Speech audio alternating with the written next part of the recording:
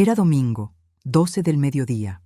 El aroma del guiso borboteando en la olla, carne tierna deshaciéndose en su jugo, cebollas caramelizadas que picaban suavemente la nariz, especias que mi madre me enseñó a combinar hace 40 años. Llenaba cada rincón de la casa como un abrazo que nadie pedía, pero todos necesitaban. La mesa estaba puesta con la precisión de quien sabe que los rituales sostienen lo que el tiempo intenta derribar. La vajilla de porcelana heredada de mi suegra, con sus bordes dorados ya desgastados por décadas de domingos. Flores frescas del jardín que podaba cada mañana con manos que el trabajo había vuelto ásperas pero seguras. Y el mantel bordado que mi madre tejió en noches de insomnio cuando mi padre enfermó. Cada puntada un susurro de «Sigue adelante, mija». 30 años cultivando estos domingos. 30 años donde el eco de la risa de Miguel niño aún rebotaba en estas paredes, aunque él ya no lo escuchara. Pero esa tarde mi hijo entró con Elena. Su mano en la de ella, apretada, como quien busca permiso antes de hablar. Me miró con ojos que mezclaban vergüenza, súplica y algo que tardé en reconocer. Alivio anticipado. Como si ya hubiera ensayado esto frente al espejo. «Mamá», dijo, la voz quebrándose apenas, «hoy me das vergüenza. Deja que mi suegra tome tu lugar en la mesa». Elena se sentó en mi silla. Sus dedos temblaban ligeramente mientras ajustaba el plato. Y por un segundo, vi algo en su expresión que no esperaba. Un destello de incomodidad, como si una parte de ella supiera que esto era demasiado. Pero lo enterró rápido bajo una sonrisa practicada. Los invitados, tíos que habían comido de mi mano en bautizos y velorios, vecinos que me pedían consejos cuando sus hijos se descarriaban, bajaron la vista al plato. El tintineo de los cubiertos contra la porcelana era el único sonido. Nadie habló. Nadie defendió a la mujer que había cocinado ese guiso que ahora se enfriaba. ¿Qué hice? No grité. No lloré. No supliqué. Solo toqué el broche de plata prendido en mi blusa, superficie fría, grabados desgastados por 3 generaciones de mujeres que sobrevivieron cosas peores que la ingratitud de un hijo. Y forcé una sonrisa que sentía falsa en mis propios labios. «Que lo disfruten», dije. Mi voz salió tan calmada que me sorprendió a mí misma. Me retiré a mi habitación. El corazón latía irregular, el olor del guiso aún pegado a mi ropa como un recordatorio de todo lo que había dado. Tomé el teléfono con manos que finalmente temblaban y marqué el número que había guardado hace meses, esperando nunca necesitarlo. 15 minutos después, regresé al comedor. La doctora Martínez caminaba a mi lado, su maletín negro contrastando con la mesa colorida, su presencia una grieta en la ilusión de normalidad. «Buenas tardes», dijo ella, ajustando sus gafas. «Vengo a notificar oficialmente que la señora Carmen Rodríguez ha iniciado el proceso de donación de esta propiedad a una fundación para mujeres desplazadas de sus propias familias». El tenedor de Miguel cayó con un clank metálico contra el plato. Elena se quedó inmóvil, los ojos muy abiertos, y en ellos vi no solo shock, sino algo parecido al reconocimiento, como si una parte de ella siempre hubiera sabido que esto podía pasar. «Además», continué, mi voz ganando una fuerza que creía perdida, «he cancelado todas las procuraciones y revisado mi testamento completamente». Miré a mi hijo, al hombre que fue mi mundo entero durante 30 años. «Felicidades, Miguel. Ya no tendrás que avergonzarte de una madre como yo». Para entender cómo una mujer llega a este punto, donde el amor se transforma en límites, donde la rendición se convierte en revolución silenciosa, necesitan conocer la historia completa. Una historia que no es solo de traición, es de grietas que ignoramos, culpas que compartimos y oportunidades que dejamos morir en el silencio. Aquella tarde de domingo, el sol filtraba rayos dorados a través de las cortinas que el tiempo había vuelto amarillentas en los bordes. Iluminaba la mesa que había preparado con el cuidado obsesivo de quien sabe que los detalles son lo único que puede controlar cuando todo lo demás se desmorona. Mi hijo Miguel, aquel niño que crié con noches de desvelo y días de trabajo doble, aquel que me dibujaba corazones en servilletas cuando tenía 6 años, me miró con ojos que ya no reconocía. No eran los ojos del niño que corría a mis brazos cuando tenía pesadillas. Eran los ojos de un hombre dividido. Un hombre que había elegido, y la elección no era yo. Mamá, me das vergüenza. Mi suegra se sentará en tu lugar hoy. Las palabras salieron como un susurro forzado, casi ensayado, como si las hubiera practicado en el carro, quizás con Elena corrigiéndole el tono. No tan duro, amor, pero firme. Sentí mi corazón contraerse. La respiración se volvió difícil, como si el aire de repente pesara demasiado. 30 años de maternidad, las fiebres a medianoche, los uniformes planchados antes del amanecer, los préstamos que firmé sin leer la letra pequeña, se disolvieron en ese instante. Pero lo que él no sabía era que yo había estado preparando algo, no una venganza. La palabra me resulta demasiado pequeña, demasiado sucia. Una decisión, una que cambiaría el curso de todas nuestras vidas. ¿Alguna vez te has sentido como una sombra en tu propio hogar? Donde tu presencia, en vez de ser celebrada, se convierte en algo que hay que tolerar, manejar, eventualmente eliminar. Yo pensaba que conocía el dolor, la viudez repentina cuando Miguel tenía 8 años, el sonido del teléfono a las 3 de la madrugada, las noches mirando el techo, preguntándome cómo iba a pagar la hipoteca sola. Pero esto era diferente. Este dolor era íntimo, personal. Un rechazo que venía de la persona que yo había construido con mis propias manos, alimentado con mi propia hambre, vestido mientras yo usaba la misma blusa 3 días seguidos. Allí, frente a la mesa adornada con el mantel que mi madre bordó mientras mi padre moría lentamente en la habitación de al lado, mi hijo eligió a otra mujer sobre mí. Y lo peor no fue la elección. Lo peor fue que una parte de mí, pequeña, enterrada, pero honesta, entendía por qué. No siempre fui esta versión atenuada de mí misma, esta mujer que se disculpa por existir, que minimiza sus opiniones, que acepta migajas de atención como si fueran banquetes. Hubo un tiempo en que Carmen Rodríguez era sinónimo de eficiencia y orgullo. Secretaria ejecutiva en una constructora durante 15 años. Mi escritorio siempre organizado, carpetas etiquetadas por color, calendario actualizado con letra pequeña y precisa, una planta de jade que regaba religiosamente cada lunes. Los jefes me respetaban, los colegas me consultaban. Cuando había crisis, y en construcción siempre hay crisis, era a mí a quien llamaban primero. Recuerdo una mañana de marzo, 3 años antes de que Eduardo muriera. Un proveedor de acero había cancelado el pedido de último minuto. 100 toneladas que necesitábamos para el lunes, o perdíamos un contrato millonario. El ingeniero jefe entró a mi oficina con el rostro ceniciento, sudor en la frente, las manos temblando sobre los documentos. Carmen, estamos perdidos. No lo estábamos. Pasé 6 horas al teléfono, el auricular caliente contra mi oreja, los dedos volando sobre el teclado mientras negociaba con 3 proveedores diferentes, comparaba precios, coordinaba logística.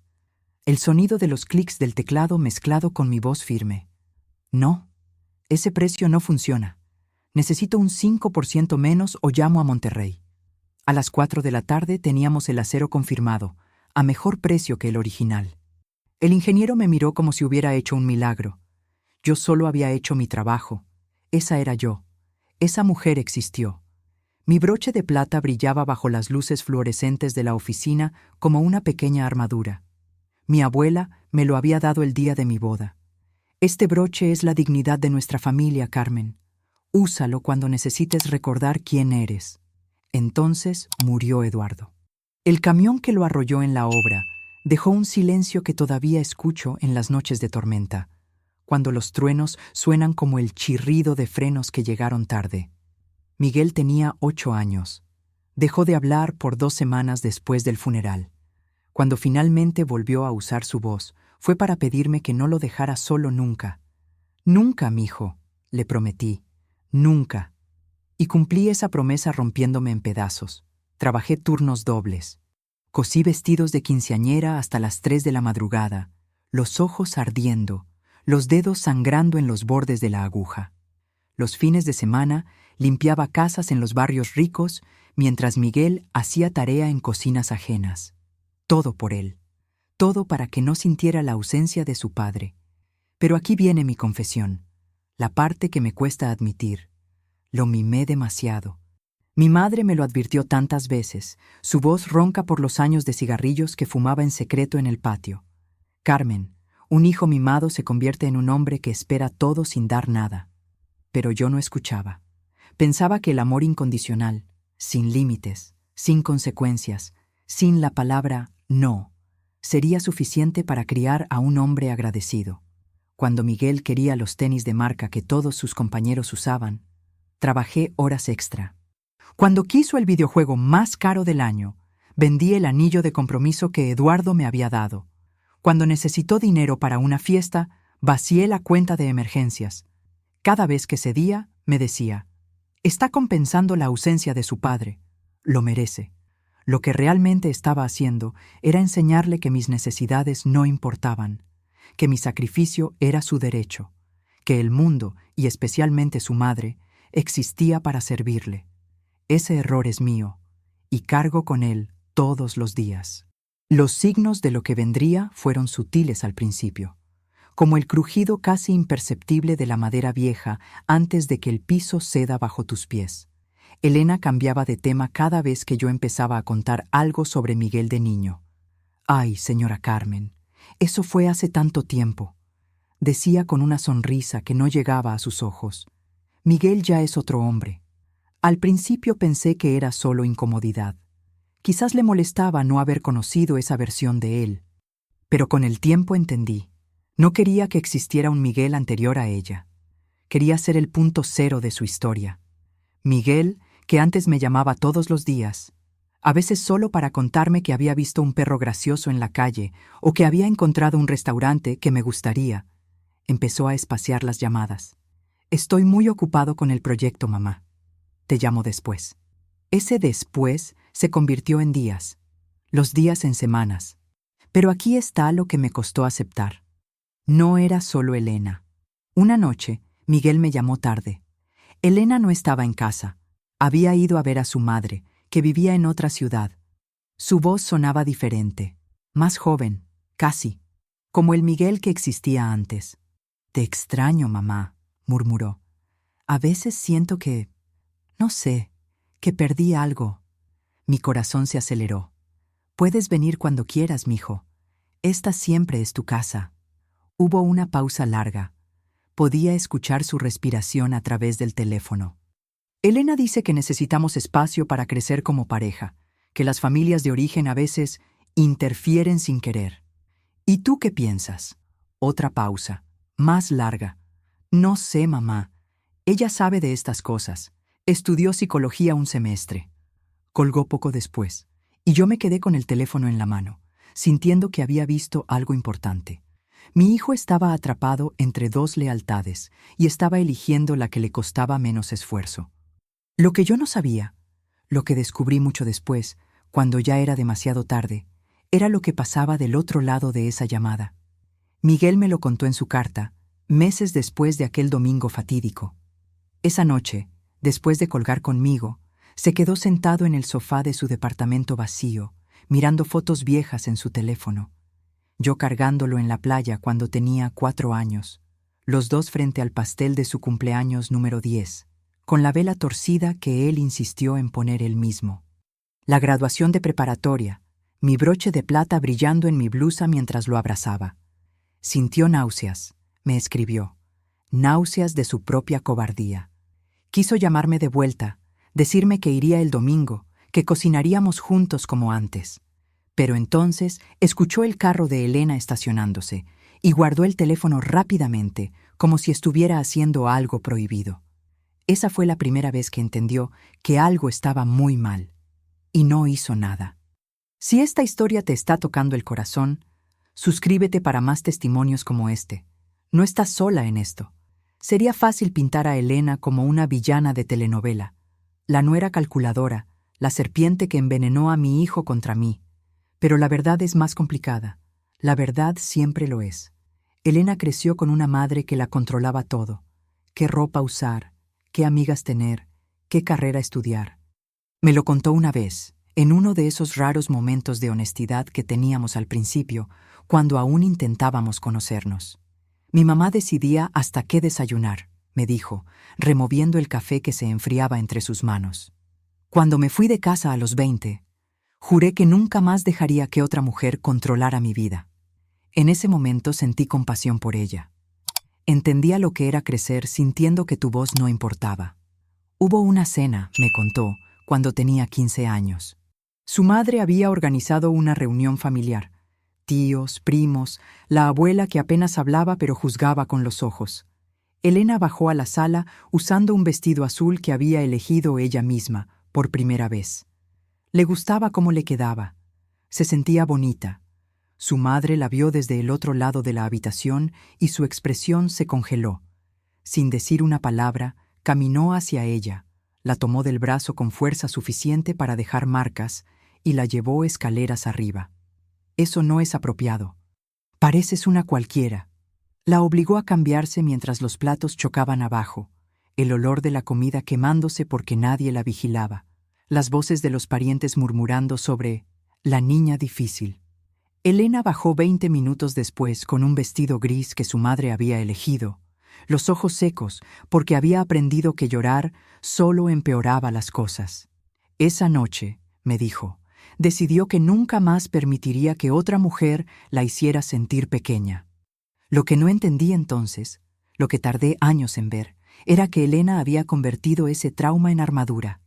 Y las armaduras no distinguen entre enemigos y aliados.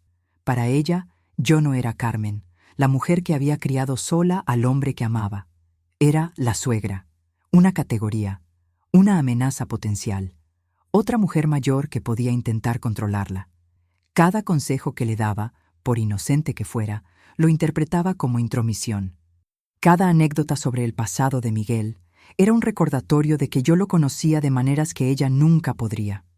Y Miguel, mi hijo débil de carácter, otra verdad que me duele admitir, eligió siempre el camino de menor resistencia. Mamá, Elena tiene razón. Necesitamos espacio. Mamá, es mejor que no vengas este domingo. Elena está estresada. Mamá, ¿podrías llamar antes de aparecer? Es de buena educación. Cada frase era un ladrillo más en el muro que me separaba de mi propio hijo. Y Elena no tuvo que poner todos los ladrillos.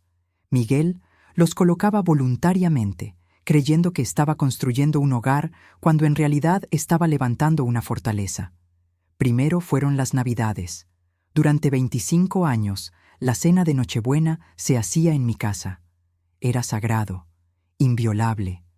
El pavo que empezaba a preparar 3 días antes, el ponche de frutas con la receta de mi abuela, los villancicos que sonaban desde el tocadiscos viejo que Eduardo había reparado tantas veces. La primera Navidad después de la boda, Elena anunció con voz dulce: «Este año la cena será en nuestra casa, para no molestar a la señora Carmen con tanto trabajo». Miguel sonrió. «Qué considerada eres, amor». Nadie me preguntó si quería ser descansada. Nadie notó cómo mis manos se apretaron bajo la mesa. Fui a esa cena. Me senté en una silla que no era mía, en una mesa que no conocía mis historias. El pavo tenía un sabor industrial que se quedaba pegado al paladar, muy diferente al que yo marinaba durante horas con hierbas del jardín. Los villancicos salían de un altavoz Bluetooth que distorsionaba las voces, convirtiéndolas en algo metálico y frío. Las sillas eran modernas, de diseño, incómodas para sentarse más de 1 hora. Elena había puesto velas aromáticas que olían a químico, no a cera de abeja como las que mi madre usaba. Y en algún momento de la noche, mientras todos reían de un chiste que no escuché, me di cuenta de que nadie me había preguntado nada, ni sobre mi salud, ni sobre mi trabajo, ni sobre cómo había pasado el año. Era un fantasma sentado en una silla cara, comiendo pavo que sabía a supermercado, extrañando una tradición que acababa de morir sin funeral. Y me callé. Después fueron los cumpleaños de Miguel, las vacaciones familiares, los domingos de guiso. Cada tradición que yo había construido, cada ritual que nos conectaba con Eduardo, con mi madre, con las generaciones que nos precedieron, fue reemplazada por versiones nuevas y modernas que casualmente me excluían. «Tu mamá no tiene que viajar hasta acá cada vez», decía Elena. Pobrecita, con su edad. Tenía 58 años, caminaba 5 kilómetros diarios. Pero de repente era una anciana frágil que había que proteger de la molestia de estar presente. Repetir canciones favoritas, como los villancicos del tocadiscos antiguo, no cansa a los mayores. Al contrario, trae consuelo familiar. Escuchar clásicos repetidamente evoca emociones positivas y memorias sensoriales, como el aroma del ponche de frutas en Nochebuena, el sonido crepitante del vinilo girando despacio, las voces cálidas de cantantes antiguos llenando la sala con armonías que me transportan de vuelta a noches en que la familia se reunía alrededor de la mesa, riendo y cantando juntos. Para mí, es una reconexión cultural profunda, manteniendo la mente activa y el corazón abrigado en rituales que Elena intentó borrar, pero que aún resuenan en las paredes de mi casa como un abrazo del pasado. Estas repeticiones no son monótonas, son un bálsamo que alivia la soledad, recordándome épocas en que la música era el hilo que unía generaciones, y ahora sirven como puente para enseñar a Carolina las mismas melodías, pasando adelante el legado que casi se perdió. ¿Te está gustando esta historia? Dale like si has vivido algo similar. Tu apoyo significa mucho. El rostro real de mi situación se reveló cuando Elena descubrió que yo tenía ahorros. No era una fortuna. 30 años de guardar un poco cada mes, de no comprarme ropa nueva, de reparar el mismo refrigerador 4 veces en lugar de reemplazarlo. Pero era mío, mi seguridad para la vejez. Primero necesitaban una pequeña ayuda para la reforma de la cocina. «Mamá, tú que siempre nos apoyas», dijo Miguel, con esa voz que usaba desde niño cuando quería algo. «Solo son 30,000 pesos. Te los devolvemos en 6 meses. Nunca los devolvemos. Después el carro para Elena. El suyo siempre se descompone, mamá. Imagínate si tiene un accidente. 40,000 pesos más». Cuando Elena quedó embarazada, las peticiones se volvieron constantes. El ajuar del bebé, el médico privado, la decoración del cuarto, una niñera, porque Elena necesita descansar. Cada vez que dudaba, Miguel usaba las mismas palabras. «Mamá, es tu nieto. ¿No quieres lo mejor para él? ¿Cómo argumentas contra el bienestar de tu nieto?» Vacié mi cuenta de ahorros, hipotequé la casa para conseguir más, y un martes de octubre hice algo que todavía me duele recordar. La joyería del centro tenía un letrero de neón que parpadeaba sobre la puerta. «Compramos oro, mejores precios». Entré con las joyas de mi madre en una bolsa de tela que ella misma había cosido. El collar de perlas que usaba cada Navidad. Podía verla todavía, ajustándoselo frente al espejo mientras el olor del pavo llenaba la casa. Los aretes de oro que mi padre le regaló cuando nací yo. No Miguel, yo. El anillo de su abuela, pasado de generación en generación. El joyero era un hombre bajo con lentes gruesos que pesó cada pieza con indiferencia profesional. Las perlas frías en mi palma antes de soltarlas. 250,000 por todo, dijo sin mirarme a los ojos. Valían el triple, al menos, pero acepté.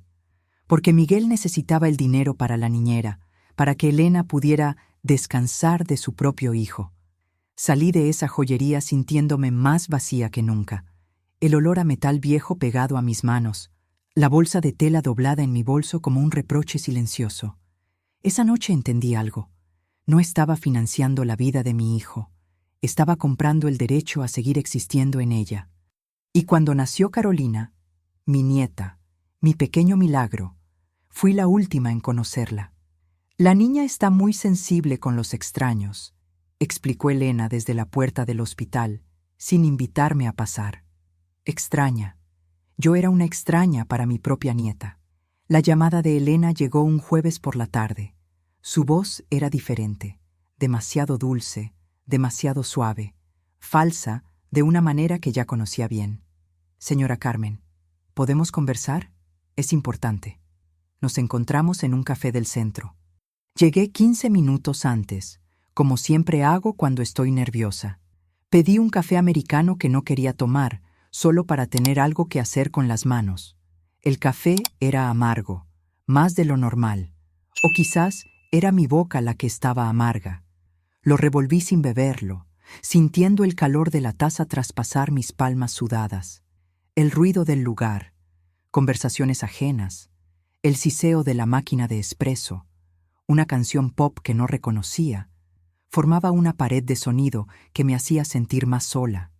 Cuando Elena entró, con ese vestido que yo había financiado aunque no lo recordara, sentí algo apretarse en mi estómago. No miedo exactamente, anticipación. Como cuando sabes que el médico te va a dar malas noticias, pero todavía no las ha dicho. Elena llegó puntual, vestida con ropa que yo había financiado con mi dinero, aunque probablemente no lo recordara. Señora Carmen, creo que es hora de ser honestas una con la otra. Mi taza de café se sentía pesada entre mis manos. Miguel está muy preocupado por usted, continuó. Sola en esa casa tan grande, a su edad, con tantas escaleras. Entendí hacia dónde iba antes de que llegara. Podríamos ayudarla a vender, encontrar algo más, apropiado. Hay residenciales muy bonitos para señoras en su etapa de vida. Residenciales. Asilos con nombre elegante. La venta de la casa le daría tranquilidad económica, agregó, como si estuviera haciéndome un favor. Y nosotros podríamos administrar el dinero. Ya sabe, para que no tenga que preocuparse. Ahí estaba, finalmente, sin máscaras. Querían la casa, querían el dinero, querían que desapareciera en algún lugar donde no les causara inconvenientes. Pero también vi algo más en los ojos de Elena. Un nerviosismo, una prisa. ¿Miguel sabe que estamos teniendo esta conversación?, pregunté. Elena titubeó. Un segundo de duda que lo reveló todo. Él confía en mi juicio para estas cosas. No le había dicho. Estaba actuando sola, probando el terreno. Quizás Miguel, en algún rincón de su corazón, no habría aprobado esto completamente. Era una grieta pequeña, pero era algo. Si esta revelación te impactó, suscríbete, porque lo que viene después te sorprenderá aún más. Esa noche caminé por mi casa como si la viera por primera vez. La cocina donde alimenté a mi hijo durante 30 años. El olor fantasma de los guisos de domingo, del chocolate caliente en mañanas de invierno, del café que Eduardo preparaba antes de irse a la obra y que nunca volvió a oler igual después de su muerte. El pasillo donde Miguel dio sus primeros pasos, aferrándose al muro con manitas regordetas mientras yo lo animaba desde el otro extremo. La sala donde vimos películas los domingos, donde lloré escondida después del funeral de Eduardo para que Miguel no me viera débil. Cada rincón tenía un recuerdo. Cada recuerdo tenía un precio que ellos querían cobrar. Pero también vi otra cosa. Esta casa representaba la última versión de mí misma que aún tenía poder.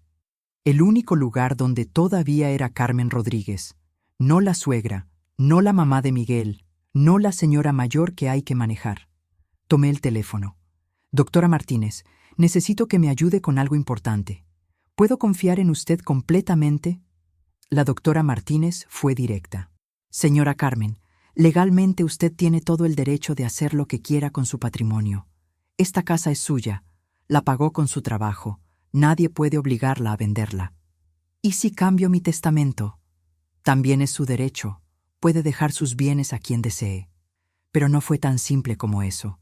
Hubo una segunda reunión, 3 días después, en su oficina. Yo había pasado esas noches sin dormir bien, dando vueltas en la cama, preguntándome si estaba haciendo lo correcto. Doctora, le dije, sentada frente a su escritorio lleno de expedientes, necesito preguntarle algo, y necesito que sea honesta conmigo. Ella asintió, quitándose los lentes. ¿No soy yo la egoísta aquí? Miguel es mi único hijo.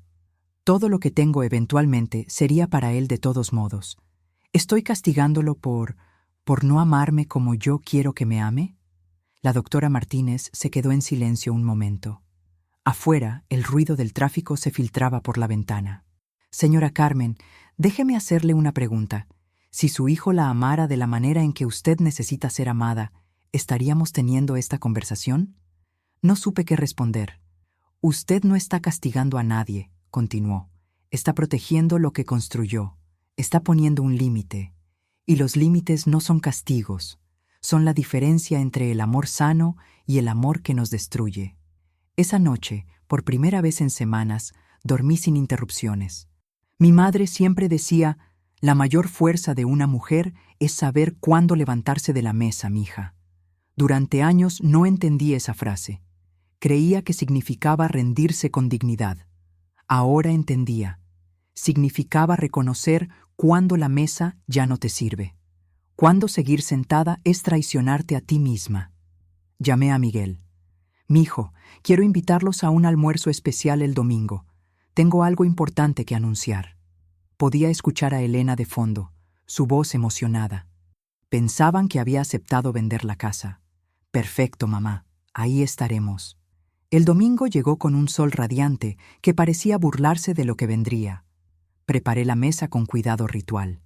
El mantel de mi madre, la vajilla heredada, flores del jardín que corté al amanecer, cuando el rocío aún las hacía brillar. El guiso cocinándose despacio, llenando la casa con el aroma de 3 generaciones de domingos. Todo perfecto para mi despedida. Miguel y Elena llegaron a las 12 en punto. Ella entró inspeccionando la casa con esa mirada que ya conocía, calculando, evaluando. Miguel la seguía como siempre, medio paso atrás. Rosa, mi cuñada, también vino. Siempre fue la más sensata de la familia. La única que a veces me preguntaba cómo estaba realmente. Cuando ella llegó, notó inmediatamente la tensión en el aire, el olor del guiso mezclándose con el nerviosismo palpable, el sonido de los platos siendo arreglados con cuidado excesivo, como si cada movimiento fuera un intento de mantener la normalidad. Rosa, con su voz calmada y ojos atentos, pensó en la familia que conoció años atrás, unida por risas y tradiciones, ahora agrietada como la porcelana vieja de la mesa. Se preguntó en silencio cómo llegamos aquí, pero en vez de confrontar, eligió preguntar gentilmente sobre mi día, ofreciendo una presencia que, para personas mayores como yo, es un consuelo raro en momentos de crisis familiar. Y Carolina, mi nieta, 6 años de sonrisa inocente que corrió hacia mí y me abrazó las piernas. Abuela, te extrañé mucho. Mi corazón se apretó. Ella era lo único puro en todo esto. Durante el almuerzo, Elena comandó la conversación como siempre. Sus planes, sus sueños, el viaje a Europa que querían hacer, la remodelación del apartamento, todo financiado con mi dinero, aunque hablaban como si lo hubieran ganado con el sudor de sus frentes. Miguel apenas me miró. Cuando nuestros ojos se encontraron por un segundo, vi algo que me sorprendió. Culpa. Un destello rápido, enterrado inmediatamente. Todavía había algo de mi hijo ahí dentro, pero ya era demasiado tarde. Dale like si crees que Carmen está tomando la decisión correcta. Tu opinión importa. Después del postre, Elena aceleró sus planes. Señora Carmen, ¿ha pensado en nuestra conversación del otro día? Miguel frunció el ceño. ¿Qué conversación? Elena ni parpadeó. Tu madre y yo hablamos sobre su situación. Está considerando algunas opciones más cómodas para su etapa de vida. La forma en que usaba palabras como situación y etapa de vida, como si yo fuera un problema a resolver, no una persona. Me levanté de la mesa. Tengo algo que decir. El tono de mi voz hizo que todos se quedaran quietos. Por años había hablado en susurros, pidiendo permiso para existir en mi propia casa. Esta vez mi voz era diferente, firme, clara. Caminé hasta la cómoda y tomé el sobre que la doctora Martínez me había preparado. Durante semanas, ustedes han estado planificando mi futuro sin preguntarme qué quiero. Elena palideció. Miguel miró entre nosotras, confundido, decidiendo qué es mejor para mí, tratándome como una anciana incapaz. Planeando meterme en un asilo para quedarse con mi casa. Señora Carmen, eso no es, empezó Elena. No me interrumpas. Era la primera vez que usaba ese tono con ella. Se quedó muda. Miguel, me volví hacia mi hijo. Durante 30 años me sacrifiqué por ti. Trabajé 3 empleos. Vendí todo lo que tenía. y lo que recibí a cambio fue ser tratada como un estorbo. Mamá, no es así. ¿No? ¿Cómo es entonces? ¿Por qué soy la última en enterarme de las cosas? ¿Por qué mis llamadas son un inconveniente? ¿Por qué mi nuera me ofrece asilos como si fuera un regalo? Abrí el sobre. Esta casa no se va a vender. He firmado una donación a una fundación para mujeres mayores abandonadas por sus familias. Cuando yo muera, esto será un refugio, no un botín. El silencio que siguió era físico, denso. Elena se levantó de golpe. Eso es ilegal. No puede hacer eso. Es perfectamente legal. Consulté con mi abogada. Esta casa es mía. La pagué trabajando mientras ustedes gastaban mi dinero. Saqué más documentos. También cancelé todos los poderes legales que tenían. Cambié mi cuenta bancaria. Y revisé completamente mi testamento. Miguel se quedó blanco. Mamá, ¿por qué? Y ahí, en esa pregunta, escuché algo que no esperaba. No era rabia, era dolor genuino, confusión. Un niño perdido que no entendía cómo habían llegado aquí. Por un segundo, solo un segundo, vacilé. La reacción física de Elena ante el shock fue visible. Sus manos temblando sobre la mesa, el aliento entrecortado como si el aire se hubiera vuelto pesado. Un flash rápido de su propio trauma materno pasando por sus ojos.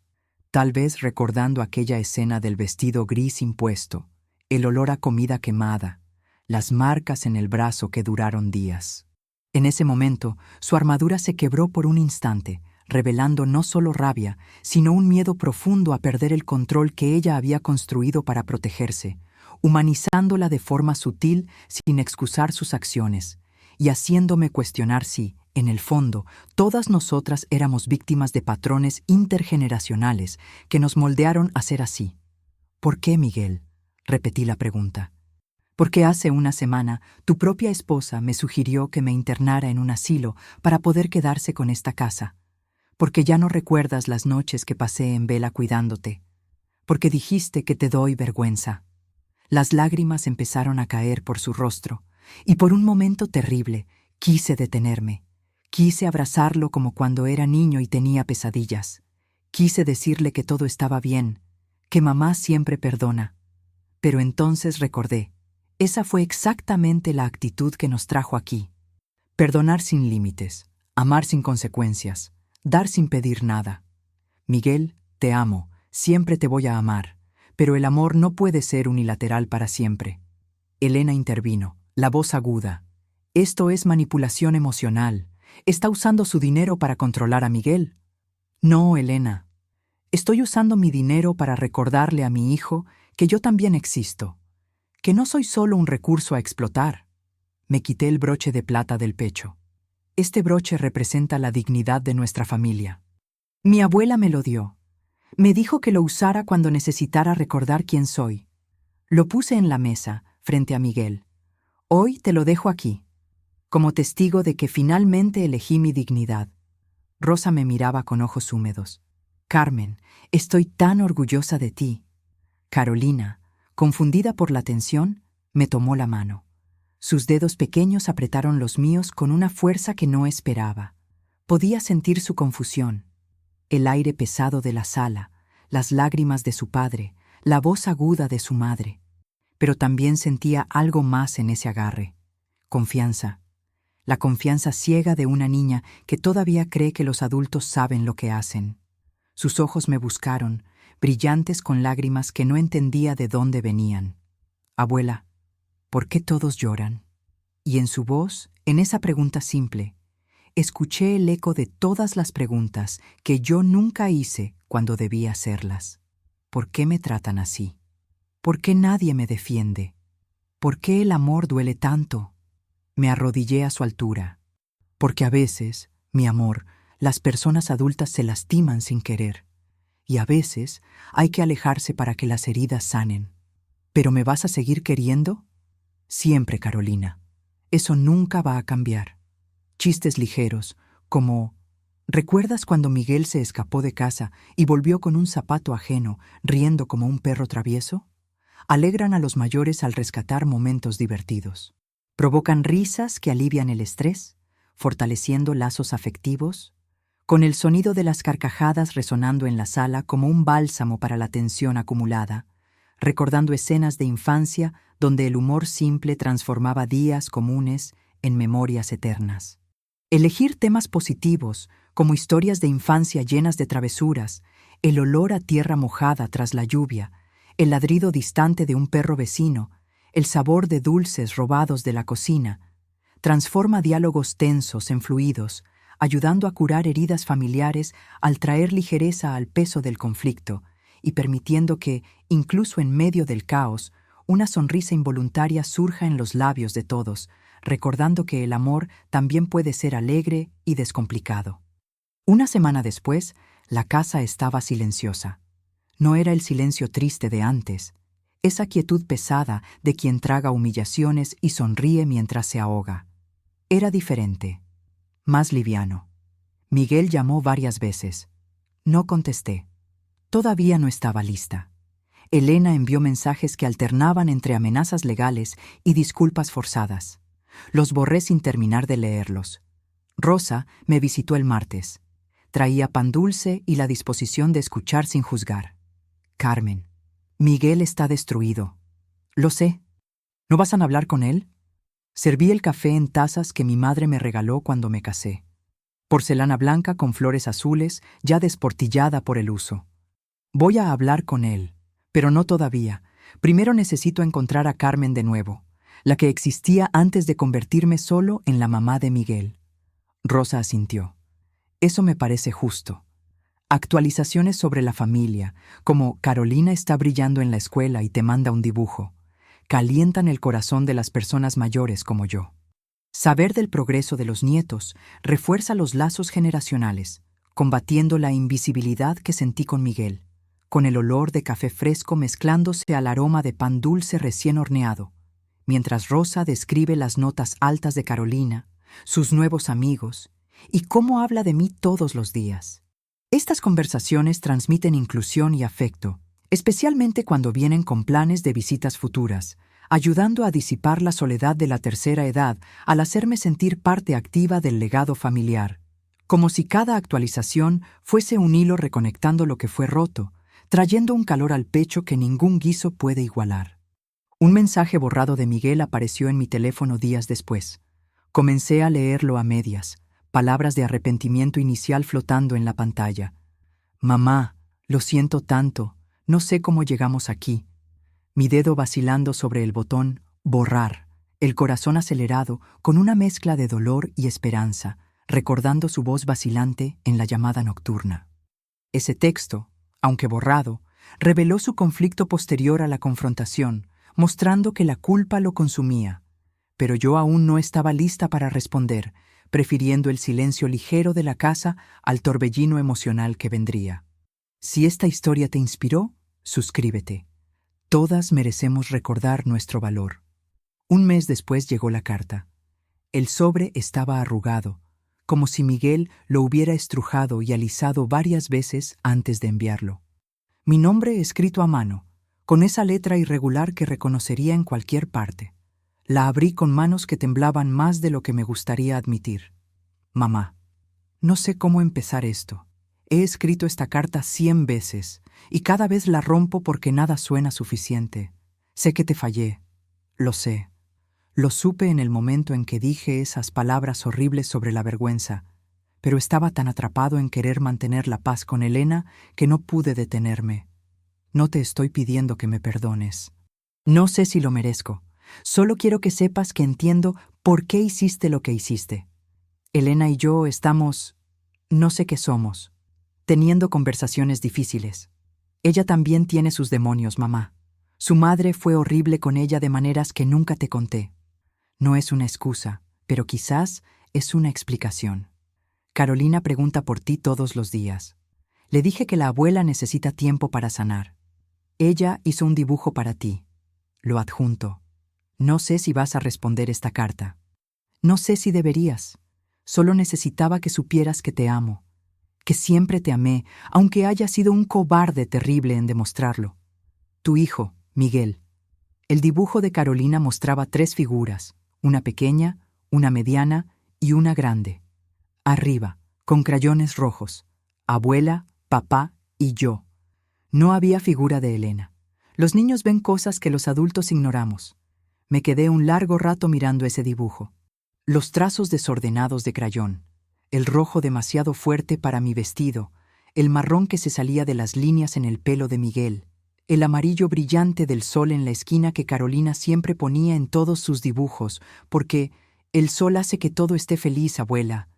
El papel olía a nuevo, a esa cera particular de los crayones escolares que me transportó instantáneamente a cuando Miguel tenía su edad y me llenaba el refrigerador de obras maestras que yo guardaba en una caja que todavía tengo en el closet. Acaricié los trazos con el dedo, sintiendo la textura irregular del crayón sobre el papel barato. 3 figuras. Ninguna Elena. ¿Lo había notado él? ¿Lo había notado ella? Los niños no mienten con sus dibujos, solo dibujan lo que sienten. Y Carolina sentía que su familia éramos nosotros 3, sin la mujer que dormía a su lado cada noche. Guardé la carta y el dibujo en el cajón donde tengo las fotos de Miguel de niño. No la contesté. Todavía no. Relatos sobre el pasado, incentivados por «Cuéntame más sobre tu vida en la juventud», como cuando negociabas en la constructora. Valoran a los mayores al hacer eco de sus historias. Para mí, compartir sobre Eduardo o el guiso de domingo crea un ciclo de afecto, estimulando la participación activa, con el sonido de mi voz narrando los detalles sensoriales, el clic del teclado en la oficina, el olor a café fuerte en las mañanas de trabajo, las risas compartidas en negociaciones exitosas. Temas como cambios sociales o tradiciones bordadas en el mantel me hacen sentir apreciada, reconectando generaciones al revivir episodios que moldearon mi resiliencia, como aquella crisis del acero que resolví sola, transformando presión en triunfo y ahora sirviendo como lección para que Carolina entienda el valor de la independencia femenina. Reflexionando sobre los demonios de Elena mencionados en la carta, comencé a imaginar su juventud. Tal vez noches de insomnio bajo el control materno, el olor a comida quemada en cenas tensas, la sensación de un vestido impuesto apretando la piel, comparándola con mi propia viudez, donde el dolor me forjó fuerte, mezclando empatía con resentimiento aún latente. Esa ambigüedad relacional me hizo ponderar si perdonar significaría soltar no solo a Miguel, sino también comprender a Elena como producto de su trauma, sin disculpar el daño causado, pero abriendo espacio para una posible cura colectiva. Guardé la carta en el cajón donde tengo las fotos de Miguel de niño. No la contesté. Todavía no. A veces me pregunto si fui demasiado dura, si una madre de verdad habría encontrado otra manera, si la dignidad que recuperé valió el precio de esta distancia. No tengo respuestas limpias. Mi madre decía: la mayor fuerza de una mujer es saber cuándo levantarse de la mesa. Pero quizás olvidó agregar algo. A veces, levantarse de la mesa no significa que nunca vas a volver a sentarte. Solo significa que cuando lo hagas será en tus propios términos. Carolina viene a visitarme los sábados ahora. Rosa la trae. Pasamos la tarde en el jardín, ella me ayuda a regar las plantas, yo le enseño los nombres de las flores. Me cuenta del colegio, de sus amigas, de los chistes que el papá le dice antes de dormir. No hablamos de lo que pasó. Tiene 6 años. No tiene que cargar con las grietas de los adultos, pero a veces, cuando me abraza para despedirse, me susurra al oído: «Papá te extraña mucho, abuela». Y yo le doy un beso en la frente y le digo: «Yo también lo extraño, mi amor». Porque es verdad, extraño al niño que dibujaba corazones en servilletas, al adolescente que me preguntaba mi opinión sobre todo, al joven que me llamaba todos los días solo para contarme que había visto un perro gracioso.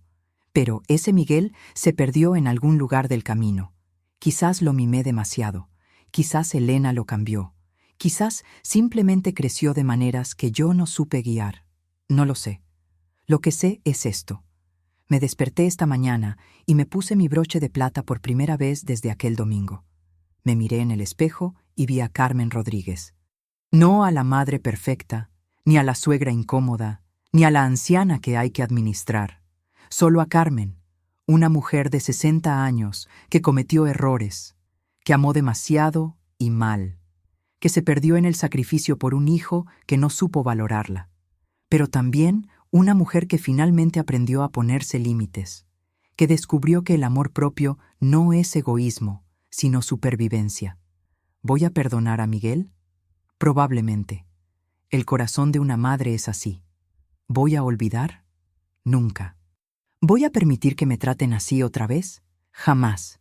Carolina me dibujó otra cosa el sábado pasado, una mesa con 4 sillas. En una escribió abuela, en otra papá, en otra yo. La cuarta estaba vacía. ¿Para quién es esa silla, mi amor? Para cuando todo el mundo se perdone, dijo, muy seria. Y quizás tenga razón. Quizás algún día esa silla tenga un nombre. Quizás Elena encuentre la manera de soltar sus propios demonios. Quizás Miguel encuentre la valentía que le faltó. O quizás no. Pero eso ya no depende de mí. Esta mañana salí al jardín temprano, cuando el sol apenas asomaba sobre el muro y el rocío todavía brillaba en las hojas. Llené la regadera con agua fresca, el sonido del chorro contra el metal, ese gorgoteo familiar que me acompaña cada mañana desde hace 20 años. Caminé entre los rosales, sintiendo la tierra húmeda bajo mis sandalias, el aroma verde y vivo de las plantas que despiertan. Regué las margaritas que Carolina ayudó a plantar el mes pasado, todavía pequeñas pero tercas, sobreviviendo. Y mientras el agua caía sobre las hojas, pensé en la carta de Miguel guardada en mi cajón. Pensé en la silla vacía del dibujo de Carolina. Pensé en si algún día tendré la fuerza de responder, de abrir esa puerta que cerré con tanta determinación. No tengo respuesta todavía, pero por primera vez en mucho tiempo, la pregunta no me angustia. Solo está ahí, esperando, como las semillas que planté en primavera y que algún día, quizás, florecerán. Lo único que puedo hacer es seguir regando mis flores, seguir recibiendo a mi nieta los sábados, seguir usando mi broche de plata y seguir recordando quién soy. Preguntas que valoran las experiencias de vida, como ¿cuál fue el momento más feliz de tu juventud, Carmen?, son un bálsamo para los mayores como yo. Rescatan recuerdos del broche de plata brillando en el día de mi boda, o de las risas de Miguel niño en el jardín, con el olor de flores frescas mezclándose al sonido de pájaros al amanecer, recordando noches de baile con Eduardo, donde la música nos envolvía como un abrazo cálido. Escuchar a alguien interesado transmite respeto, haciéndonos sentir que nuestro legado aún importa, en un mundo que frecuentemente nos relega al silencio. Es un puente hacia el presente, conectando el pasado a la hora con emoción genuina, permitiendo que yo comparta lecciones de resiliencia que aprendí en el trabajo, como en la crisis del acero, y ahora paso a Carolina, fortaleciendo lazos que el tiempo no puede borrar. La música antigua, como las canciones de bolero que Eduardo escuchaba en el viejo tocadiscos, alegran profundamente a los mayores. Yo adoro cuando Rosa pone una lista de reproducción de clásicos mexicanos, con voces graves, evocando bailes de la juventud y el olor de flores frescas en el aire, el sonido del vinilo rayado trayendo de vuelta memorias de noches estrelladas bailando en el patio, los pasos ligeros en el suelo de madera crujiente. Estas melodías no solo estimulan memorias felices, sino que elevan el humor, sirviendo como terapia en días solitarios, reconectándonos a la vitalidad perdida, y ahora compartidas con Carolina que baila conmigo en el jardín, aprendiendo los ritmos que unen generaciones. Elogios sinceros, como «Tu historia de superación es inspiradora, Carmen, y estás radiante hoy», elevan la autoestima de los mayores. Validan contribuciones a lo largo de la vida, como mis años de trabajo duro en la constructora, negociando con voz firme bajo luces fluorescentes, el broche de plata como armadura simbólica. Mostrar interés en opiniones, como Rosa hace conmigo durante las visitas, promueve diálogos respetuosos, recordando que nuestra sabiduría aún brilla, ayudando a combatir la sensación de invisibilidad que sentí con Elena. Y ahora me hace sentir valorada al compartir lecciones de límites con quien escucha de corazón abierto. Consejos de bienestar, dichos con empatía como Caminar en el jardín todos los días hace bien al corazón, Carmen. Son apreciados por los mayores cuando muestran cuidado genuino. Fortalecen la comunicación sin imposición, alineándose a mis caminatas diarias de 5 kilómetros, sintiendo la tierra húmeda bajo los pies, el aire fresco llenando los pulmones, el sonido de las hojas susurrando al viento. Es una forma sutil de demostrar preocupación por las necesidades, promoviendo la salud física y emocional, y me recuerda cómo, tras la viudez, esos hábitos simples me ayudaron a reconstruirme, ahora compartidos con Carolina, que corre a mi lado, transformando la rutina en momentos de alegría compartida. Una visita sorpresa de Carolina sola ocurrió la semana pasada. Llegó con un secreto infantil en los ojos, contando sobre un sueño con el jardín florido, sus manitas sucias de tierra mientras dibujaba en el suelo con una ramita, el olor de flores mezclándose con la risa pura. Esa inocencia refuerza su rol como puente para la esperanza, permitiendo que yo escuche sus historias sin el peso de los adultos, fortaleciendo el lazo que me mantiene anclada y sugiriendo que la reconciliación puede venir a través de ella, con su pureza, curando las grietas que nosotros creamos. Cierre. Invitación a reflexión. Esta historia no tiene un final con lazo. No hay villanos derrotados ni heroínas triunfantes. Hay solo personas rotas tratando de reconstruirse. Hay errores que todos cometimos. Hay heridas que quizás nunca sanen completamente. Pero también hay esto. Una mujer de 60 años que recuperó su dignidad. Una nieta que sigue dibujando mesas con sillas vacías llenas de esperanza. Un hijo que quizás, solo quizás, está aprendiendo lo que significa ser hombre. Si estás viviendo algo parecido, si te sientes invisible en tu propia familia, si el amor que das nunca regresa, escucha. Tu valor no disminuye porque otros no saben reconocerlo. Levantarte de la mesa no es rendirse, es respetarte. Y a veces, solo a veces, alejarse es la única manera de que todos encuentren el camino de regreso. Historias narradas con voz serena, como los cuentos que yo le contaba a Miguel sobre mi abuela tejiendo el mantel, calman el alma de los mayores. Escuchar narrativas familiares o folclóricas, con entonación mansa, relaja la mente y evoca afectos antiguos. El sonido suave de las palabras mezclándose al tintineo de la porcelana, el olor de café fresco en tardes lluviosas, reviviendo leyendas de mujeres fuertes que superaron adversidades semejantes a las mías. Para mí, es una forma de cuidado que estimula la cognición y el bienestar, transformando soledad en conexión, y ahora uso para contarle a Carolina sobre nuestro linaje, pasando adelante historias que enseñan resiliencia sin el peso del conflicto. Expresiones de gratitud como «Gracias por todo lo que me enseñaste, abuela, sobre dignidad y límites», tocan profundamente a los mayores. Escuchar reconocimiento por esfuerzos pasados, como mis sacrificios por Miguel, las noches en vela, el trabajo doble, el broche como símbolo de herencia, refuerza el valor de la existencia y promueve paz interior, con el calor de un abrazo imaginario envolviendo el pecho. Para mí, es una transformación simple de un día común en memorable, haciendo eco del mantra de levantarse de la mesa con honor, y me hace reflexionar sobre cómo esas palabras, si fueran dichas por Miguel, podrían abrir caminos para el perdón, fortaleciendo lazos que el tiempo probó pero no destruyó completamente. Compartiendo una lección aprendida general sobre familias. Imagina una mesa reunida nuevamente, con el olor del guiso llenando el aire, el sonido de risas mezclándose a músicas antiguas, donde cada miembro reconoce el valor del otro. Los mayores como yo aprecian escuchar que las familias pueden reconstruirse con paciencia, como semillas en el jardín floreciendo tras la lluvia.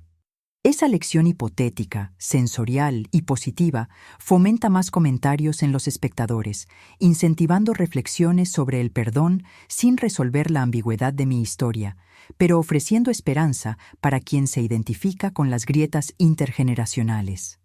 ¿Te identificaste con Carmen? Comparte esta historia y suscríbete para más testimonios de mujeres que aprendieron a poner límites. Si conoces a una madre que necesita escuchar esto, envíale este video. Me gusta puede ayudar a otra mujer a encontrar su fuerza. ¿Y tú? ¿Crees que Carmen debería responder la carta de Miguel? ¿O es mejor mantener la distancia? Cuéntame en los comentarios. Nos vemos en el próximo video.